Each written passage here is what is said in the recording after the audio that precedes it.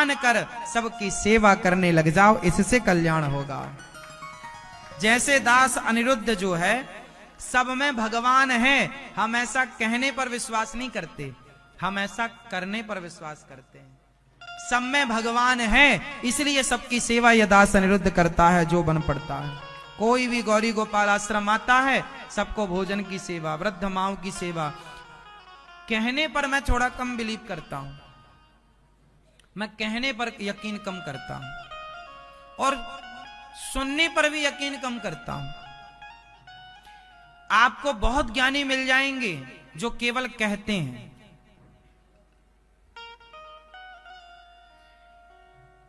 इसलिए आप लोगों ने एक चीज और सुनी होगी, कथनी और करनी में अंतर दिखता है समाज में। लेकिन जीवन को सुधारना हो, बदलाव चाहिए, तो करनी और कथनी एक होनी चाहिए। जितना कह रहे हो उतना ही करो पहले, जब उतना कर लो फिर बाद में आगे का कहना। करते चलो कहते चलो। अब क्या है समाज में, आप लोग कहते तो बहुत हैं, करते अब जैसे आप लोग क्या कहते हैं, झूठ बोलना पाप है, नदी किनारे सांप है।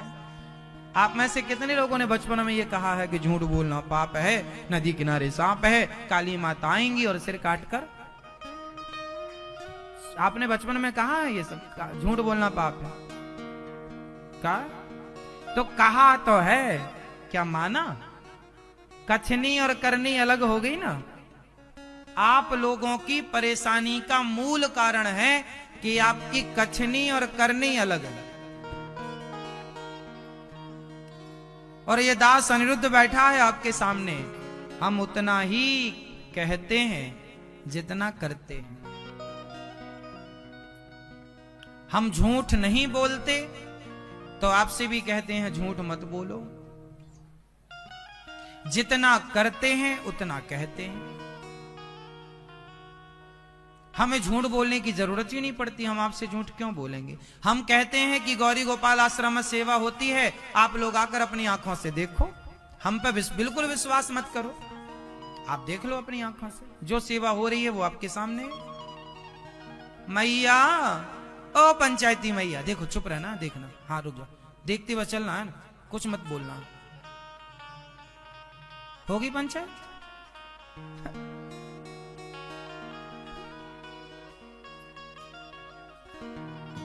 ठीक है, ध्यान से सुनना है मेरी मां। अच्छा, अभी मिलेंगे 4 बजे आपसे, 4 बजे के बाद, कथा के बाद। हाँ, अरे मेरी मां सुनो, अभी उनको सुना रही थी, अब हमें सुनाने लग गई।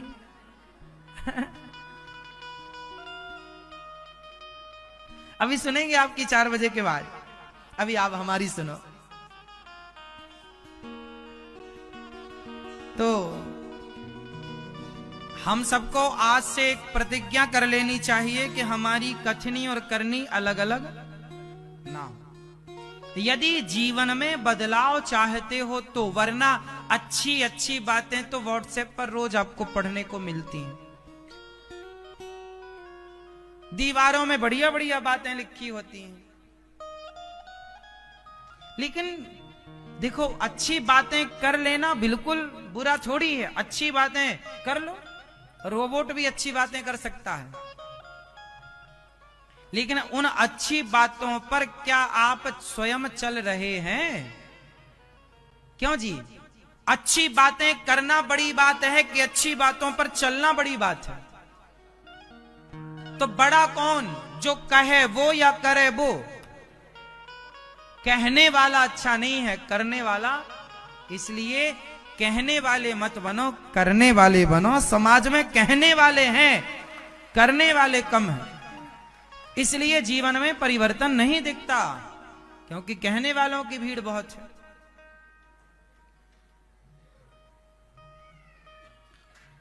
तो भगवान कैसे हैं? सगुण हैं, ये भी सही है, साकार हैं, रूप है भगवान का, रूप नहीं भी, ये भी बात सही है। दोनों बातों को हमने कई बार सिद्ध किया है। लेकिन हम तो ये मानते हैं कि आप ही भगवान हैं और आपको भगवान मानकर सेवा। वेद कहता है मातृदेवो भव, माँ भगवान, पिता भगवान, अतिथि भगवान, सब आप भगवान, आप हमारे अतिथि हैं। तो लो भगवान, आप भगवान के दर्शन करने आए हैं, तो आप भक्त हैं और भक्त भगवान से कम नहीं होता। तो हम ये माने कि आप ही भगवान हैं, आप में ही अपने भगवान का दर्शन करें। भगवान जब मिलेंगे तो इसी भीड़ में कहीं बैठे होंगे, नारायण किस रूप में, ना जाने किस रूप में। आगे बोलो आप, ना जाने किस रूप में, ना जाने किस रूप में नारायण मिल जाएं। कबीरा इस संसार में सबसे मिलियो धाय, ना जाने किस रूप में नारायण मिल जाए। पता नहीं किस रूप में आकर नारायण मिल जाएगा।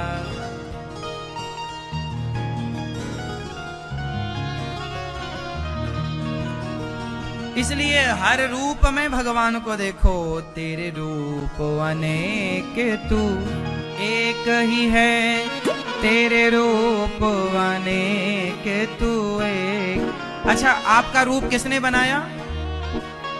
भगवान का ही एक रूप आप हैं, भगवान का ही एक रूप आप हैं। भगवान किसकी तरह दिखते हैं? आप सबकी तरह। भगवान सबकी तरह,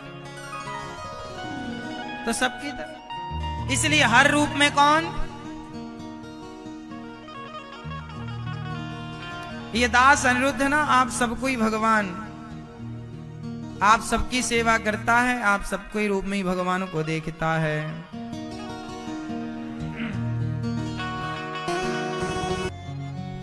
तो भगवान हम सबके आस पास हैं, ऐसा हम सबको महसूस करना चाहिए। भगवान के 24 अवतार हैं। 24 अवतारों की चर्चा व्यास जी महाराज ने 17 पुराण लिखे पर शांति नहीं मिली। नारद जी ने कहा भागवत जी लिखो। तब भागवत जी लिखी, तब व्यास जी को अपार शांति का अनुभव हुआ, परम शांति प्राप्त हुई।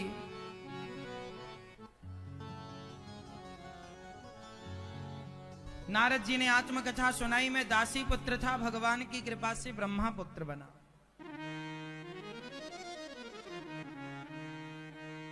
व्यास जी ने महाभारत से शुरू की अपने पावन दिव्य ग्रंथ को।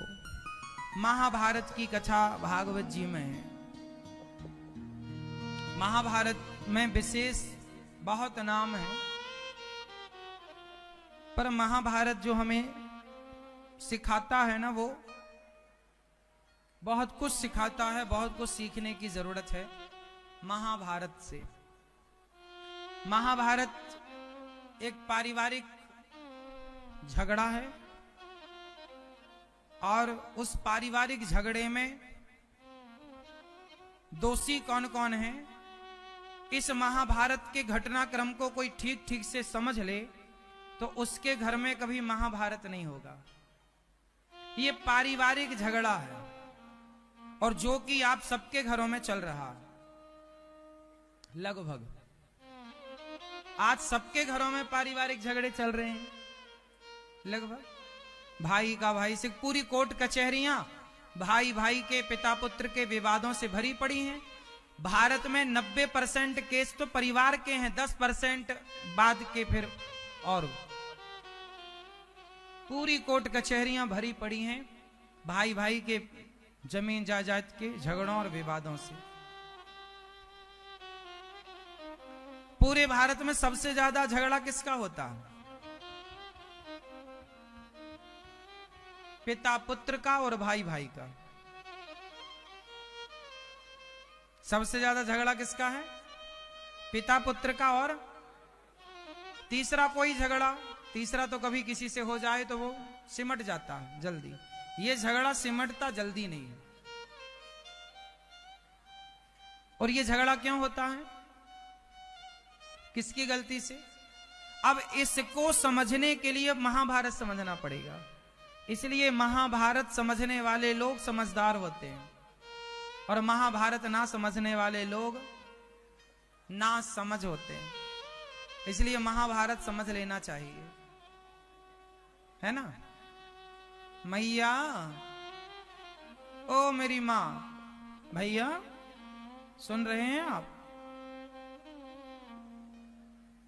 महाभारत, बताओ महाभारत क्यों हुआ? झगड़ा, झगड़ा क्यों हुआ? सही सही बंटवारा नहीं हुआ।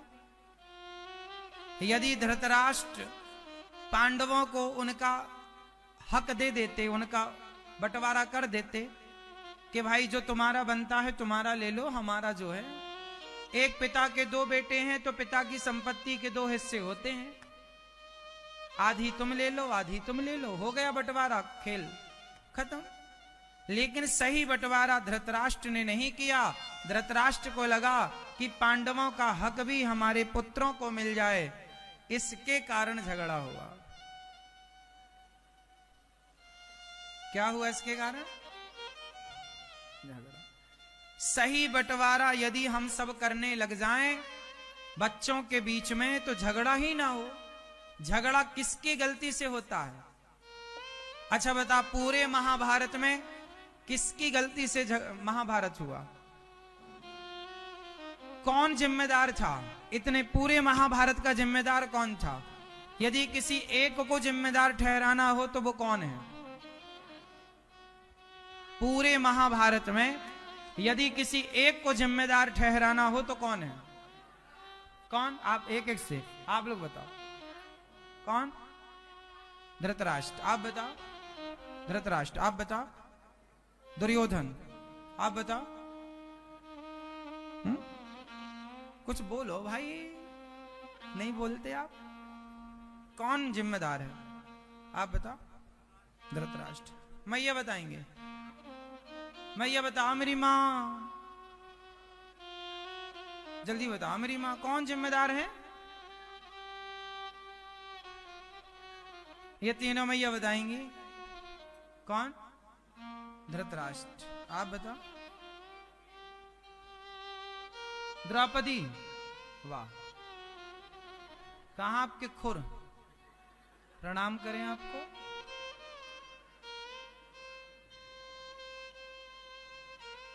कौन जिम्मेदार है?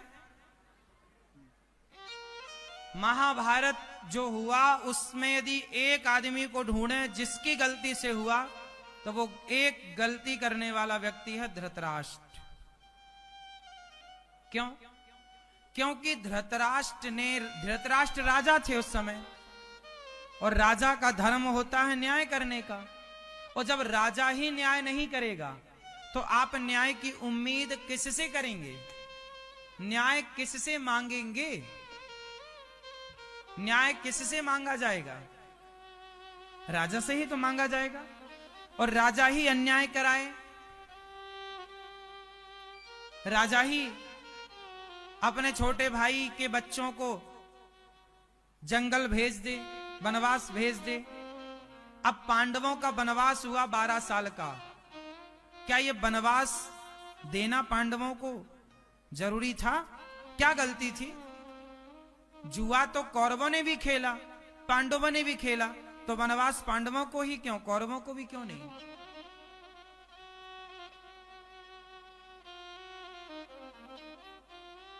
अपनी पत्नी भी दांव पर लगाई, पत्नी की भी इज्जत गवाई, अपना धन भी खोया और वनवास भी गए। इतना सब अत्याचार पांडवों पर हुआ, लेकिन धृतराष्ट्र ने उनका अधिकार नहीं दिया। 12 साल का वनवास, 1 वर्ष का अज्ञातवास पूरा करके जब पांडव आए तो कहा कि भैया हमारा राज्य वापस कर दो, जो कि कहा था कि आप आएंगे 12 साल बाद तो आपका लौटाएंगे, दो हमारा राज्य हस्तिना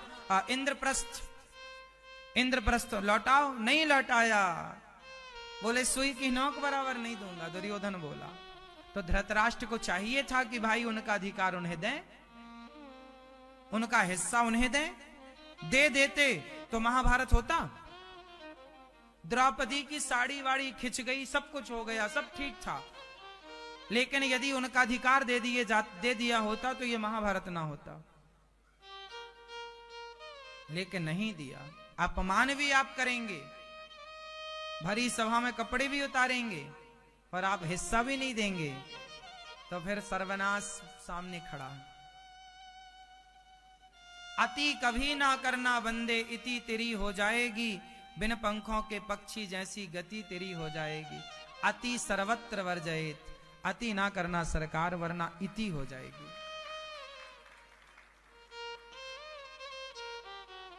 अति कभी ना करना।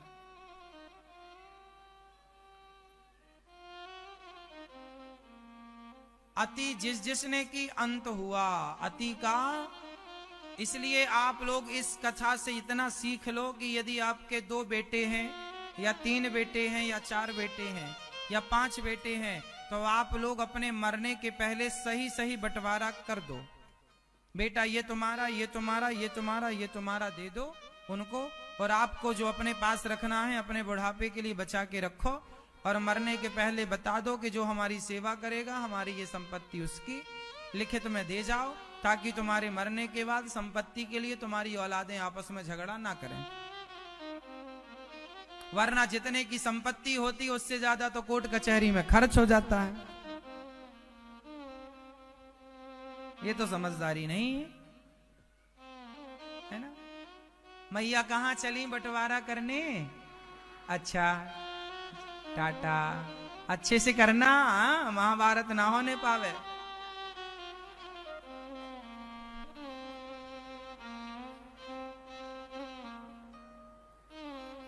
अच्छा आप भी चली? हाँ, बंटवारा करने, ठीक करना अच्छे से। सही सही बंटवारा करोगे तो महाभारत नहीं होगा। आप लोगों के घर में भी महाभारत नहीं होगा। ये महाभारत की कथा हमें सिखा रही है।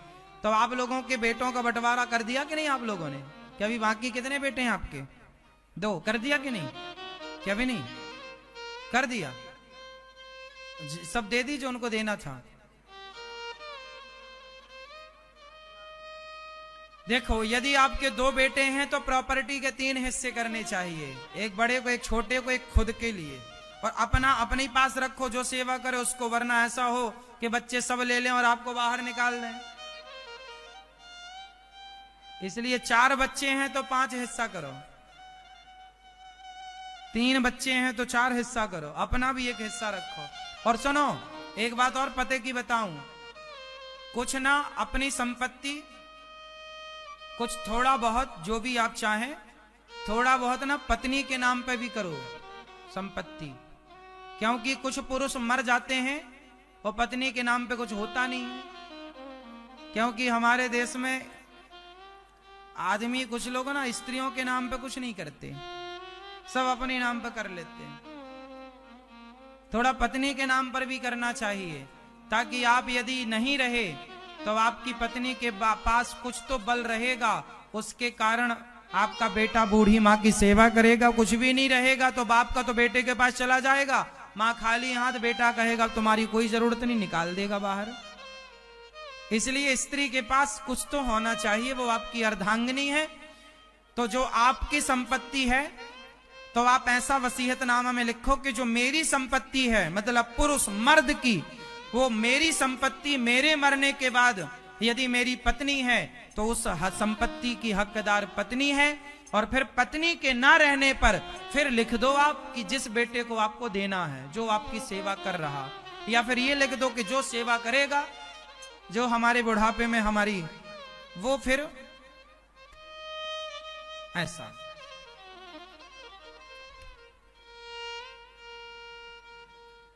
अच्छा, कुछ पुरुष अपनी पत्नी को इसलिए संपत्ति नहीं देते कि यदि स्त्री को दे देंगे तो ये लड़के को नहीं देगी, लड़की को दे देगी सारा, फिर लड़कों को नहीं देगी। फिर स्त्री का मोह ना लड़कों से ज्यादा बुढ़ापे में लड़कियों की तरफ चला जाता है। तो पुरुष झगड़ा, आप लोग भी तो कम हरकत थोड़ी करती हो मैया। बेटी आई तो अचार ले जा, पापड़ ले जा, घी ले जा। हाँ, तो तुम्हारी फिर बहू देखती, बेटा देखता कि अचार पापड़ तो छोड़ नहीं रही है, कुछ मिल जाएगा तो क्या करेगी। इसलिए थोड़ा आप लोग भी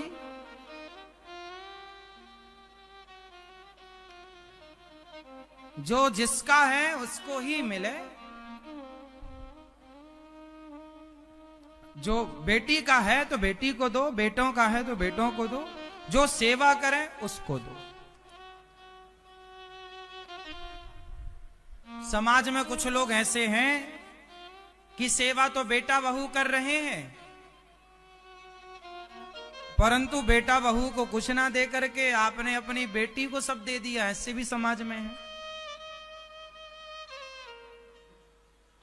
जो गलत है उसे गलत ही कहो, जो सही है उसे सही ही कहो। इसलिए पुरुष को चाहिए कि संपत्ति का जो अपना पास है वो पत्नी के पास जाएगा, फिर पत्नी की सेवा बेटा करे जो वहां।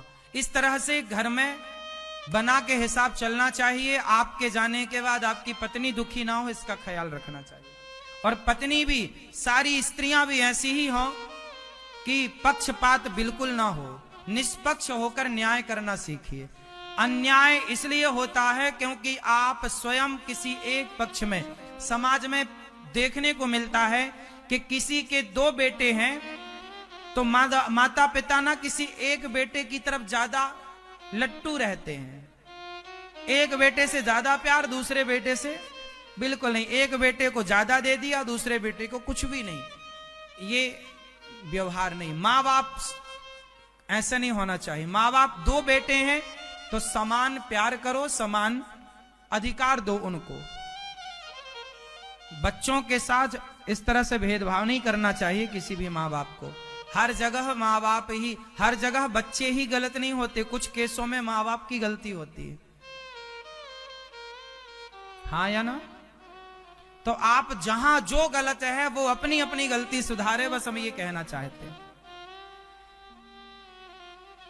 अपनी अपनी गलती सुधारो और अपनी गृहस्थी को बेहतर बनाने के लिए बेहतर निर्णय लेने की जरूरत है और निष्पक्ष न्याय करने की जरूरत है। न्याय करना, आप अपने घर में न्याय खुद करेंगे। आप अपने घर के राजा हैं, न्याय करिए। 2 बहुएं हैं तो दोनों के साथ एक सा व्यवहार करिए। दोनों बहुओं को साड़ी लाइए तो दोनों के लिए एक सी लाइए, बढ़िया लाइए, एक से बजट की लाइए।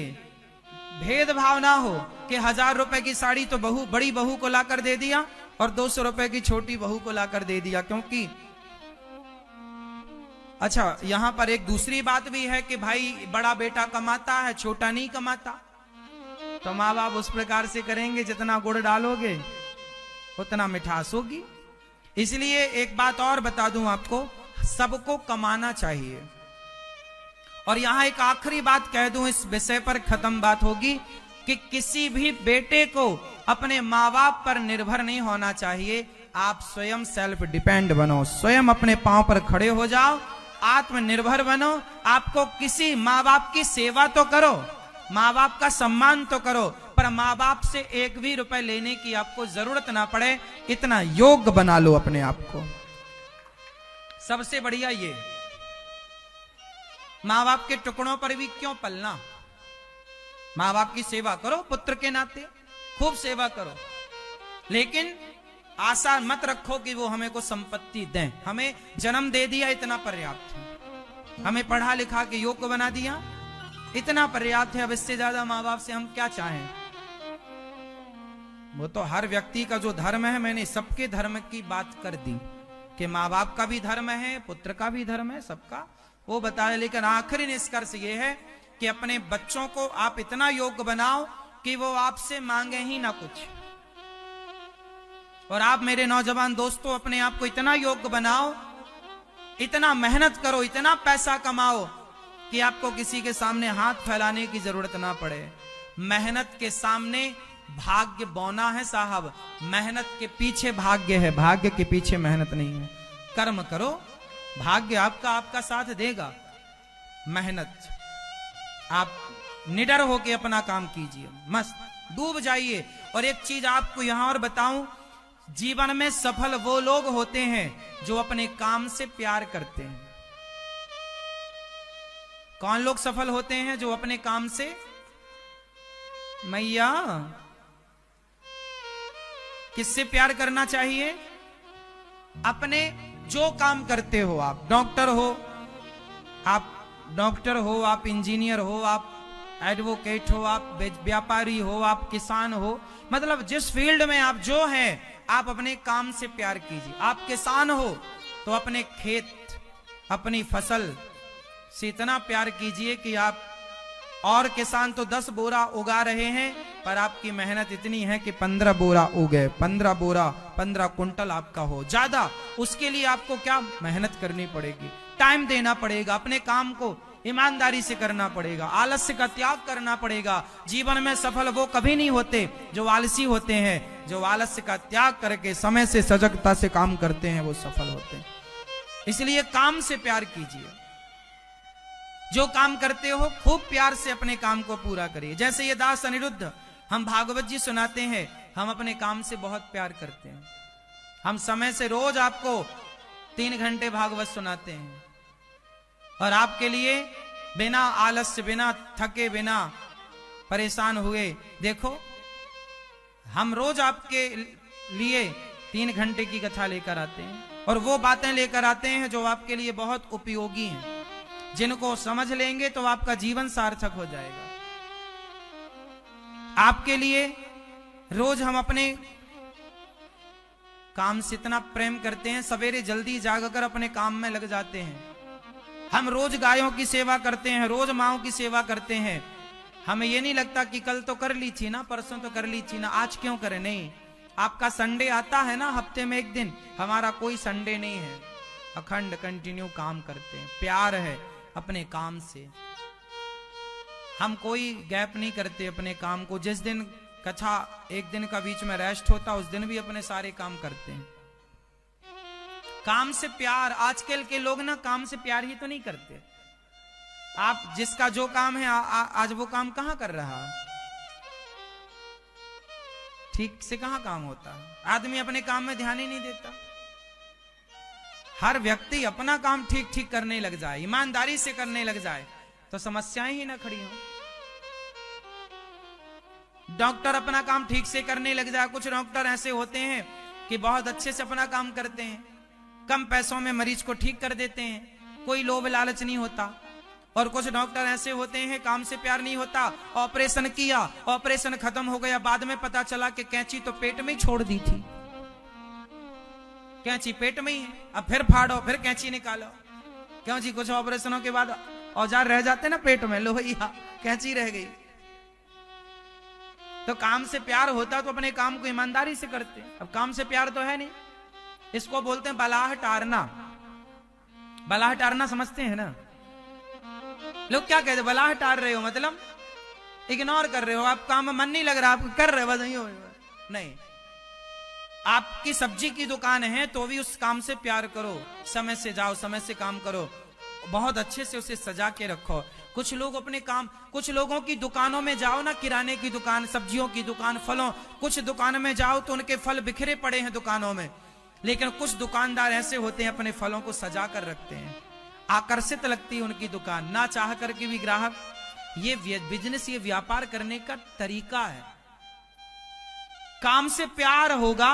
कुछ लोग नहीं, फलों की दुकान है तो फलों को बिल्कुल सजा कर रखते हैं सुंदर से। तो आप अपने काम से प्यार कीजिए। वो काम से जब काम, बहुत प्यार कीजिए काम से। लता जी अपने काम से प्यार करती थीं, वो गाती थीं, तो उन्हें अपने काम से प्यार था, तो वो काम करके वह दिन भर रियाज ही करती रहा करती थी। अपना काम, हमारा एक काम है वो करेंगे, है ना, अपने काम से प्यार। रफी जी को अपने काम से प्यार था। कुछ आर्किटेक्ट इतने बढ़िया होते हैं, कुछ इंजीनियर इतने बढ़िया होते हैं कि वो अपने काम में ही रहते हैं, अपना प्लान करते रहते हैं, अपने डिजाइन तैयार करते रहते हैं। कुछ लोग होते हैं दूसरों की ताक झांक करते रहते हैं, उसका प्लान हम चुरा लें, उसका हम कॉपी कर लें। अपना काम करो, अपनी बुद्धि लगाओ, अपने दिमाग से अपना काम खड़ा करो, अपने काम से प्यार करो। जो आदमी अपने काम से प्यार नहीं करता वो कभी सफल नहीं हो सकता। इसलिए सफल होने का मूल मंत्र है, जो काम करते हो, चाहे सब्जी की दुकान लगाते हो, चाहे बड़े व्यापारी हो, चाहे बड़े बिजनेसमैन हो, चाहे बड़े किसान हो, चाहे छोटे किसान हो, चाहे आर्किटेक्ट हो, इंजीनियर हो, डॉक्टर हो, कुछ भी हो, एडवोकेट हो, जज हो, कुछ भी हो, आप अपने काम से प्यार कीजिए, बेहतर कीजिए अपने काम को, वैसा कर दिखाइए जिसने आज तक ऐसा काम ना किया हो, कुछ ऐसा कर दिखाइए, तब आपकी जय जयकार होगी, वो काम आपको बड़ा बनाएगा। मैंने सुना कि बाल कटवाने के भी 5-5 हजार रुपए लगते हैं। हाँ या ना, लगते हैं। बड़े बड़े जो डिजाइनर होते हैं वो बाल काटने के 5,000 रुपए लेते हैं, और यहां आप चले जाओ 10 रुपए में बाल कट जाएगा आपका। 10 रुपए में भी बाल कटता है साहब, 10 रुपए में भी आपकी दाढ़ी मूछें बन जाएंगी, सेविंग हो जाएगी। लेकिन उसी काम का किसी दुकान में 5-5 हजार रुपए भी है, 5,000 रुपए भी है। हाँ या ना? तो जिसने अपने काम को बेहतर किया, उसके काम को अब लोग सराह रहे हैं, तो कितना भी ले भैया, पर तू ही कर। क्यों जी? चाय 10 रुपए की मिलती है बाजार में, पर जो बढ़िया चाय बनाने वाले हैं वो चाय 100 रुपए की दे रहा है, और लाइन लगी है उनके यहां। जो काम, अरे चाय की दुकान वाला काम बेहतर करने लग जाए, चाय बेहतर बनाने लग जाए, बढ़िया काम करे, बढ़िया बनाए, तो लो भैया वो सफल हो जाता है वहां पर। बेहतर तो करें,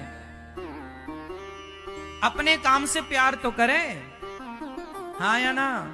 फिर आपके देखो, कुछ आपके हर शहर में कोई ना कोई मिठाई की दुकान फेमस होती है, किसी की समोसे की, कचौरी की, इडली डोसा की दुकान फेमस होती है।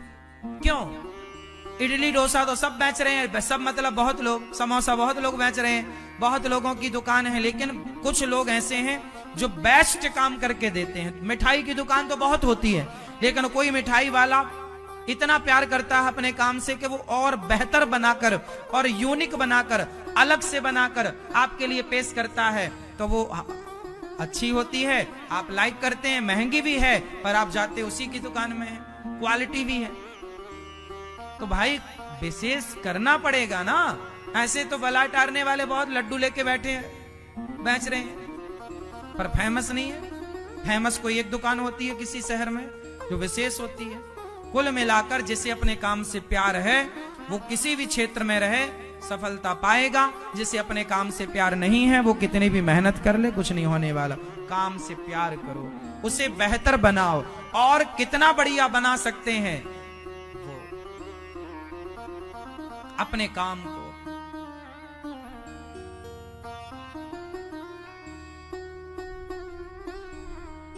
महाभारत के युद्ध का मूल कारण है सही बंटवारा ना होना। आप लोगों से प्रार्थना है सही बंटवारा करना, वरना महाभारत जूझना। फिर महाभारत के युद्ध में सारे कौरव मारे गए, पांडवों की रक्षा भगवान ने की, और भगवान ने पांडवों को युद्ध जिताया। युद्ध कौन जीतेगा? जिनके पक्ष में श्री कृष्ण होंगे। कौन होगा पक्ष में? तो आपके पक्ष में कौन होना चाहिए? भगवान हमारे पक्ष में होने चाहिए। भगवान की सेना किसके साथ थी? कौरवों के साथ। और भगवान किसके साथ थे? भगवान की नारायणी सेना थी, और दूसरी तरफ निहत्थे कृष्ण थे, और सामने दो लोग खड़े थे मांगने के लिए, अर्जुन और दुर्योधन।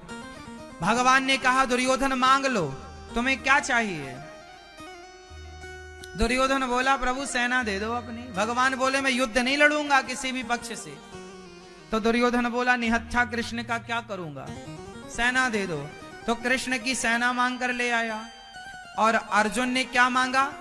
बोले सेना नहीं चाहिए, सेना दुर्योधन को दे दो, हमें तो आप चाहिए। अर्जुन, भगवान बोले कि मैं तो निहत्था हूं, मेरा क्या करेगा, तू सेना क्यों नहीं मांग लेता अर्जुन?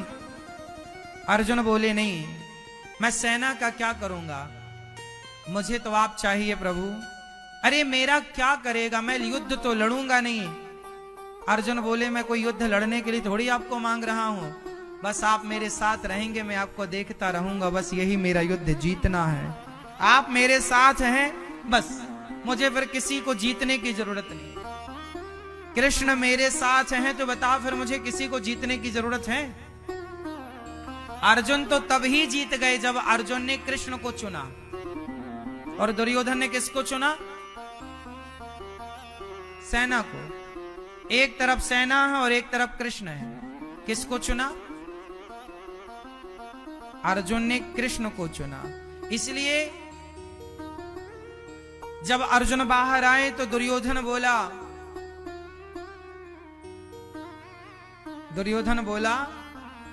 कि मक्खन मक्खन तो मैंने ले लिया, छाछ तुम्हारे पास। मतलब सेना को दुर्योधन मक्खन बता रहा था कि मक्खन तो मेरे पक्ष में है, मेरे पास है, और कृष्ण निहत्था छाछ है तुम्हारे पास। अर्जुन ने मुस्कुराते हुए कहा, सुनो दुर्योधन, मक्खन कहीं भी रहे, माखन चोर तो हमारे ही पास है। माखन कहाँ है वो नहीं पता, पर जहां होगा ही अपने आप जाके चुरा लाएंगे, अपने को क्या करना। तो माखन चोर होना चाहिए अपने साथ। तो जगह जमाना आपके साथ हो ना हो, कृष्ण हमारे साथ होने चाहिए। इसलिए आप जगत से दोस्ती इतनी ना करो। सुदामा बहुत अच्छे थे जिन्होंने दोस्ती भगवान से की। कृष्ण हमारे मित्र हैं। भगवान से दोस्ती कर लेने में बहुत फायदे।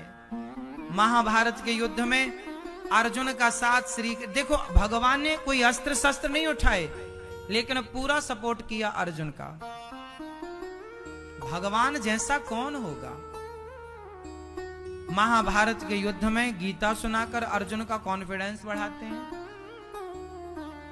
जहां जरूरत पड़ती है रथ को नीचे करने की तो नीचे कर देते हैं। पता है आपको, जब कर्ण ने बाण चलाया अर्जुन पर, उस बाण पर एक नाग बैठा था, नागराज। वो दुर्योधन का शत्रु था, अर्जुन का शत्रु था। आया, उस बाण का तोड़ नहीं था अर्जुन के पास। तब भगवान ने पाद प्रहार किया तो जमीन में धंस गया अर्जुन का रथ और बाण ऊपर से निकल गया। इसलिए जब महाभारत पूरा हो गया ना, तो भगवान ने अर्जुन से कहा कि अपना रथ छोड़ दो और यहां आकर खड़े हो जाओ। जब अर्जुन जाकर खड़े हुए तो रथ पर आग लग गई। अर्जुन के रथ पर आग लग गई, जल के राख हो गया। अर्जुन बोला, प्रभु लगता है कोई मेरा दुश्मन जीवित है जिसने मेरे रथ को जला दिया। भगवान बोले, कोई जीवित नहीं है तो चिंता ना कर, सब बढ़िया। तो ये आग कैसे लग गई? भगवान ने कहा कि ये आग तो पहले दिन के युद्ध में ही लग गई थी। ये तेरा रथ तो कब का जल के खत्म हो चुका था, वो तो मैं बैठा था। कृष्ण बैठे थे तो आग की हिम्मत नहीं पड़ी कि उसे जला सके जो कृष्ण के अधीन है। प्रहलाद को होलिका आग में लेकर बैठ गई। प्रहलाद को होलिका आग में लेकर बैठ गई, लेकिन आग की इतनी हिम्मत नहीं थी कि प्रहलाद को जला सके, भक्त का बाल भी वहां का आग कर सके। आग की हिम्मत नहीं है। मीरा ने जहर पी लिया तो जहर की इतनी हिम्मत नहीं थी कि वो भक्त को मार सके। इसलिए अर्जुन भगवान पर विश्वास करते थे, और जहां भगवान हो वहां कोई बाल भी वांका कर सकता है। महाभारत में कितने ऐसी घटनाएं घटी जो अद्भुत थीं। एक दूसरी घटना में आपको सुनाऊं कि भीष्म पितामह ने प्रतिज्ञा कर ली दुर्योधन के भड़काने पर। दुर्योधन बार बार आरोप लगा रहा था। ये 9वें युद्ध के 9वें दिन की रात की घटना है। महाभारत का युद्ध कितने दिन चला था? कितने दिन चला? महाभारत का युद्ध कितने दिन चला? 18 दिन।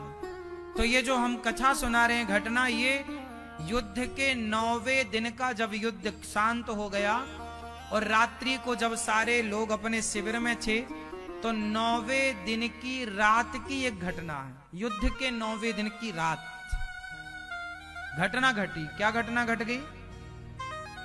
दुर्योधन आया भीष्म पितामह के कक्ष में। उस समय सेनापति कौन थे? भीष्म पितामह। उस समय सेनापति भीष्म पितामह। भीष्म पितामह से दुर्योधन बोला कि आप तो पांडवों को मारना ही नहीं चाहते, आपको मोह है, आप चाहते तो मर जाते पांडव। 9 दिन बीत गए, आपने मारा नहीं। पितामह तुम बड़े पक्षपाती हो। जब पक्षपात का आरोप लगा पितामह पर, पितामह को लगा ये तो बड़ा गलत आरोप लग रहा है। पितामह ने कहा ठीक है दुर्योधन, मैं प्रतिज्ञा करता हूं कल के युद्ध में पांडवों को मार दूंगा। कल के युद्ध में कल का युद्ध अंतिम युद्ध होगा, या हमारा या पांडवों का, निर्णायक। लो भैया, दुर्योधन तो आग लगा के खुश होके चला गया। अब ये सारे नगर में हल्ला हो गया कि कल का युद्ध तो आखिरी है, क्योंकि पितामह की प्रतिज्ञा बिल्कुल पक्की होती है। पांडवों को मारने की प्रतिज्ञा कर ली। लो भैया, पांडवों के शिविर में तो खूब पटाखे जलाए जाने लगे। ऐसा लगा कि युद्ध ये जीत ही गए। खूब फुलझड़ियां जलाई गई, खूब उत्सव मनाने लग गए। ये घटना, ये क्रम, ये बातें जब कौरवों की तरफ से पांडवों की तरफ आई, उस समय रात्रि के 12-1 बज रहे थे। सारे लोग सो रहे थे, पांडव भी बढ़िया खर्राटे मार के सो रहे थे। पर कहीं से ना द्रौपदी के कानों में यह बात आ गई कि मेरे पतियों को मारने की प्रतिज्ञा पितामह ने कर ली। अच्छा, द्रौपदी सबको जानती थी। द्रौपदी स्वयं बड़ी पतिव्रता थी और द्रौपदी पितामह के भी व्रत को जानती थी कि पितामह, कौरवों की सेना में एक पितामह ही ऐसे थे जिनका तोड़ नहीं था। दूसरे गुरु द्रोणाचार्य थे, बाकी सबका तोड़ था। तो गुरु द्रोणाचार्य की तो कोई प्रतिज्ञा थी नहीं। अभी पितामह की प्रतिज्ञा द्रौपदी ने सुनी। द्रौपदी चिंतित हो गई, हे भगवान, पितामह की प्रतिज्ञा तो अधूरी नहीं हो सकती। अब द्रौपदी ने सोचा कि क्या करूं, मेरे पतियों को मार डालेंगे पितामह, कल तो मेरा विधवा होना निश्चित है, वैधव्य प्राप्त होगा मुझे। पितामह की प्रतिज्ञा अधूरी नहीं हो सकती। पतियों को बताकर भी क्या होगा, तो पतियों को कुछ बताया नहीं। द्रौपदी चुपचाप गई अर्जुन के कमरे में। अर्जुन सो रहे थे। खड़ी खड़ी रो रही द्रौपदी कि कल मेरे पति की मृत्यु हो जाएगी। तभी याद आया कि मुझे तो पल पल में कृष्ण का सहारा मिला है। दौड़कर द्रौपदी श्री कृष्ण के शिविर में गई। रात्रि के 2 बज रहे थे और श्याम सुंदर अधरों पर बांसुरी रख करके सुंदर सी बांसुरी बजा रहे। सारी दुनिया सो रही थी और गोविंद मुस्कुरा रहे थे। द्रौपदी पहुंच गई। केशव, तुम्हारी बहन संकट में है, तुम्हारे भक्त संकट में है और तुम चैन की बांसुरी बजा रहे हो। हे श्री कृष्ण, क्या तुम्हें पता नहीं है? भगवान ने बांसुरी रखी। द्रौपदी, क्या हुआ? तुम कुछ चिंतित सी लग रही हो। हाँ केशव, आपको पता नहीं है ना? हमें तो कुछ भी पता नहीं। क्या हुआ? पितामह ने प्रतिज्ञा कर ली है कि कल के युद्ध में वो मेरे पतियों को मार देंगे। भगवान ने कहा, द्रौपदी, होनी को कौन टाल सकता है? यदि कल का युद्ध अंतिम युद्ध है, पांडवों को मरना, तो देख युद्ध में तो किसी को मरना पड़ेगा। या तो कौरव मरे या तो पांडव मरे। यदि पितामह ने प्रतिज्ञा कर ली है तो बता मैं क्या कर सकता हूं। मैं तो युद्ध भी नहीं लड़ रहा हूं द्रौपदी, मैं तो केवल खड़ा अर्जुन का रथ चला रहा हूं, सारथी हूं। द्रौपदी बोली केशव तुम बातें ना बनाओ, तुम चाहो तो सब हो सकता है। हे श्याम सुंदर, हे श्री कृष्ण, मैं आपके सिवा किसे जानती हूं?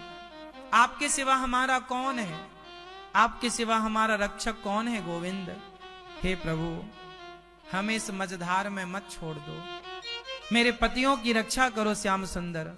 भगवान बोले द्रौपदी मैं कुछ नहीं कर सकता, पितामह की प्रतिज्ञा वो पूरी करके मानेंगे और मैं युद्ध कर नहीं रहा हूं। तेरे पतियों में इतनी ताकत नहीं है कि वो पितामह के बाणों का सामना कर सके। किसी के पास इतनी ताकत नहीं थी कि पितामह के बाणों का कोई जवाब दे सके। पितामह तो पितामह थे। परशुराम जी को भी युद्ध में उन्होंने संतुष्ट कर दिया था पितामह भीष्म। धरती पर कोई नहीं था, धरती पर छोड़ो देवताओं में इतना बल नहीं था कि वो पितामह का सामना कर सके। कोई स्वर्ग में ऐसा देवता नहीं था जो पितामह के बाणों का उत्तर दे सके। इंसानों की तो छोड़ दो। अब हे श्याम सुंदर, आप इसलिए कहते हैं कि जब आप को कुछ समझ ना आए तो भगवान पर छोड़ दो। जब तुझसे ना सुलझे तेरे उलझे हुए धंधे, तब भगवान के इंसाफ पर छोड़ दे ऐ बंदे। यही तेरी मुश्किल आसान करेगा, जो तू ना कर सका वो भगवान करेगा। द्रौपदी ने छोड़ दिया, आत्मसमर्पण कर दिया। हे प्रभु, अब चाहो तो मार दो, चाहो तो बचा लो। भगवान बोले फिर एक उपाय है, तेरे पतियों की रक्षा कोई कर सकता है तो द्रौपदी तू खुद कर सकती है। अच्छा, मैं तो क्या कल का युद्ध मैं लड़ूं? ना बहन, हर लड़ाई युद्ध लड़कर नहीं जीती जाती। कुछ लड़ाइयां हैं जो बिना लड़े भी जीती जा सकती। आज तुझे एक लड़ाई ऐसी लड़नी है जो बिना लड़े तो जीत जाएगी। चल, अपना घूंघट लंबा कर और मेरे साथ चल।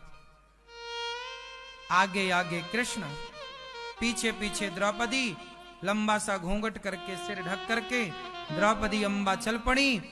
चलते चलते, छिपते छिपाते, बचते बचाते श्याम सुंदर भीष्म पितामह के कक्ष में पहुंच गए। भगवान ने कहा देख, मैं यहीं बाहर खड़ा हूं, तू जा और कुछ नहीं करना, केवल जाकर पितामह को प्रणाम कर ले। देखिए, प्रणाम करने की महिमा। आजकल के बच्चे अपने माँ बाप को प्रणाम भी करना ठीक से नहीं जानते। द्रौपदी गई भगवान के कहने पर कि जा केवल पितामह को प्रणाम कर लो। द्रौपदी गई, पितामह के चरणों में माथा रख के प्रणाम। पितामह को लगा कि दुर्योधन की पत्नी आई है। अच्छा, पितामह तो सोच भी नहीं सकते थे कि हमारे इस कक्ष में द्रौपदी आएगी, कभी तो आई नहीं, तो अब क्यों आई? दुर्योधन की पत्नी हो सकती है कि मेरे से आशीर्वाद लेने आई हो, क्योंकि कल के युद्ध में मैंने पांडवों को मारने की प्रतिज्ञा। पितामह को लगा दुर्योधन की पत्नी आशीर्वाद दे दिया, सौभाग्यवती भव, अखंड सौभाग्यवती, पति प्रिया भव। और जब सौभाग्यवती का वरदान मिला द्रौपदी को, तब द्रौपदी ने घूंघट उठाया। वाह पितामह, कल के युद्ध में तो आप मेरे पतियों को मारने की प्रतिज्ञा कर चुके हैं, और जब कल के युद्ध में मेरे पतियों को मारने की प्रतिज्ञा कर चुके हैं, तो आज क्या रात भर के लिए मुझे सौभाग्यवती का वरदान दे रहे हैं? क्या मैं केवल आज की रात ही सौभाग्यवती रहूंगी पितामह? क्या मैं कल की रात, परसों की रात में सौभाग्यवती नहीं रहूंगी? मेरे सुहाग को आप उजाड़ने जा रहे हैं, और मुझे सौभाग्यवती का वरदान दे रहे हैं पितामह। पितामह, मेरे सुहाग को क्यों उजाड़ना चाहते हैं आप? और यदि उजाड़ना चाहते हैं तो फिर मुझे सौभाग्यवती का आशीर्वाद क्यों देते हैं? पितामह समझ गए, देवी तुम यहां अकेली नहीं आई, बिना लड़े देखो द्रौपदी जीत गई। तुम यहां अकेली नहीं आई हो, तुम्हें किसने भेजा है? द्रौपदी बोली, जिन्होंने भेजा है वो बाहर खड़े हैं। पितामह समझ गए कि वो छलिया बाहर ही होता है, वो पर्दे के पीछे रह के ही सारा काम कराता है। आपको लगता है कि मैं करता हूं, पर मैं नहीं करता, मेरे से कोई करा रहा है, ईश्वर है, वही छिप के काम कराते। जाकर के देखा तो द्रौपदी की जो चरण पादुका थी, चप्पल, वो चप्पल भगवान ने उठाकर छाती से लगाकर चिपक के दीवार की तरफ चुपके से छिप करके खड़ी थी। पितामह ने कहा, ये चरण पादुका किसकी है? बोले द्रौपदी की। बोले छाती से क्यों लगी? बोले बाहर उतरी थी, कोई देख लेता तो आप पर संदेह करता कि आपके कमरे में द्रौपदी क्या कर रही है, आप पांडवों से मिले हुए तो नहीं हो, ये आरोप लग जाता। इसलिए आप पर कोई कलंक ना लगे, मैंने द्रौपदी की चरण पादुका छिपा ली, और छिपा के रखता कहां? तो छाती से। पितामह बोले, प्रभु द्रौपदी की चप्पल आप छाती से लगाए हैं, आप भगवान हैं। भगवान बोले, यही तो समझा रहा हूं पितामह, कि भक्त की रक्षा के लिए चरण पादुका छाती से क्या, माथे से लगानी पड़े तो मैं माथे से भी लगाऊंगा। और आपने प्रतिज्ञा की है ना कि पांडवों को मार देंगे। हाँ, जिनके होते हुए उनकी चप्पल का कुछ नहीं हो सकता, उस कृष्ण के होते हुए उनके पांडवों का क्या हो जाएगा? जिस कृष्ण के होते हुए उनकी चप्पल का कुछ नहीं हो पा रहा है, चप्पल का कुछ नहीं बिगड़ रहा है, तो पांडवों का क्या बिगड़ेगा? पितामह समझ गए ये सारा, भगवान समझ गए कि तुम बहुत बड़े बन रहे हो, मार दोगे, हाथ लगा के दिखाओ जरा। हाँ, पितामह बोल पड़े, श्याम सुंदर, जिनके रक्षक आप हो उन्हें ये पितामह क्या मारेगा? कल मैं मारूंगा नहीं, कल का युद्ध मेरा अंतिम युद्ध होगा।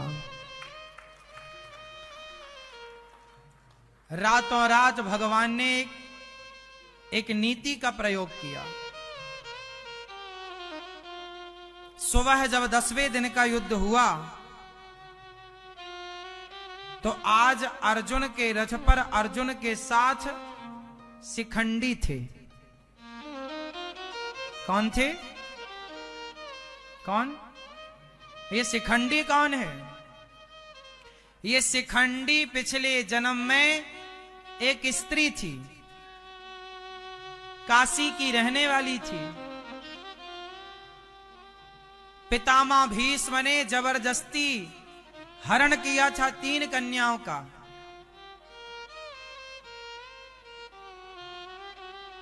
विवाह करने के लिए माता अपनी मां के, अपने भाइयों के लिए माता सत्यवती के विचित्रवीर्य और चित्रांगद 2 पुत्र थे।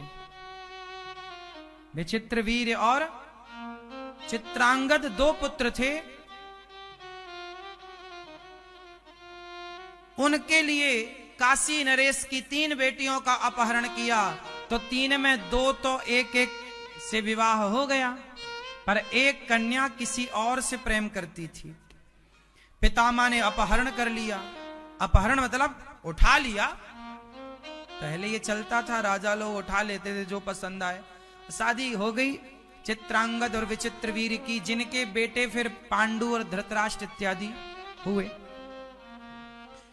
पर जो तीसरी थी वो प्रेम करती थी किसी राजा से, तो पितामह से बोली कि मैं किसी से प्रेम करती हूं। पितामह ने बोला, अच्छा ठीक है, तुम प्रेम करती हो तो जाओ। जब वो वापस उसके पास गई तो उसके प्रेमी ने ठुकरा दिया कि जी अब तुम्हारा तो अपहरण हो गया है, और हारी हुई स्त्री के साथ मैं विवाह नहीं कर सकता। पहले राजा लोग जीत लेते थे ना, जिस राजा को जीत लिया उसकी लड़की से ब्याह कर लेते थे, तो वो जीती हुई, और तुम्हें तो भगा लिया तो तुम हारी हुई हो, तो हारी हुई लड़की से हम ब्याह नहीं करेंगे। उसके प्रेमी ने ठुकराया, प्रेमी ने एक तरफ प्रेमी ने ठुकरा दिया, फिर उसने आकर पितामह से कहा कि अब आप हमसे विवाह करो, क्योंकि तुमने हमारा अपहरण किया है, हरण किया, अब करो। अब पितामह बोले मैं अखंड ब्रह्मचारी हूं, मैं नहीं कर सकता। पितामह ने नहीं किया, फिर उसने तपस्या किया, तपस्या किया, तपस्या करके उसने कहा हे जिनको प्रसन्न किया कि मैं ऐसा मुझे वरदान दो कि मैं पितामह को मार सकूं। बोले इस जन्म में तो तुमसे पितामह नहीं मरेंगे, पर तुम अगले जन्म में पितामह को मार तो नहीं पाओगी, पर मारने का कारण बनोगी।